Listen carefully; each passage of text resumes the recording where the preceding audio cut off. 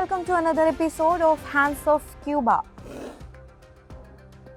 More than 130 countries have once again voted to declare the unilateral US blockade and sanctions on Cuba illegal, demanding that they be lifted immediately. The UN has been passing this resolution every single year since 1992, except during the COVID period. Most countries from the global south, including India, voted in support of Cuba and rejected the Trump administration's lies. During the debate, the US Representative Mike Waltz tried to hide his government's criminal actions against millions of Cubans by claiming there is no American blockade. He repeated the familiar argument that Cuba's socialist system is responsible for the plight of the Cuban people, when the reality of American action was obvious as day to everyone in the chamber. As expected, some of America's closest allies, including the European Union and Israel, who have been caught red-handed in the genocide of Palestinians, took the same position.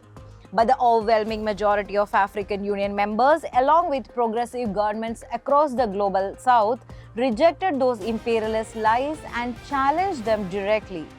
Cuban Foreign Minister Bruno Rodriguez described the US embargo as decades of multi-dimensional, non-conventional warfare, saying it has become even more cruel, more ruthless over the last 7 months.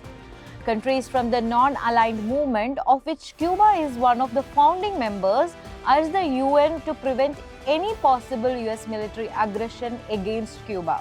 Several African and Asian countries described the US policy of punishing the Cuban people for exercising their independent political choice as shameful and form of punishment prohibited under the international law.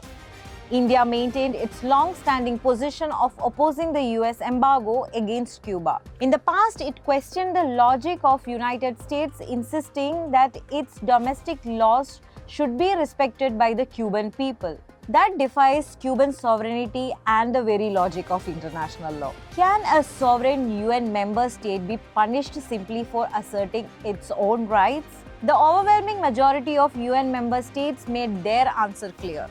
They called for accountability for violations of international law and demanded an end to unilateral sanctions. Now, the real question is whether this resolution will actually be implemented. So far, United States has refused to accept the UN's repeated mandate. Year after year, since 1992, it has ignored the overwhelming opinion of the international community. What does that tell us? For imperialists, democracy and international law are merely slogans, or worse, weapons to be used against the weak and the vulnerable whenever convenient. Beyond that, they have no real meaning. To know more about the Cuban struggle, its history, and other socio-political and economic developments and people's history, log on to www.leftviews.in and follow us on YouTube, Facebook, Instagram, X, and LinkedIn. Thank you for watching.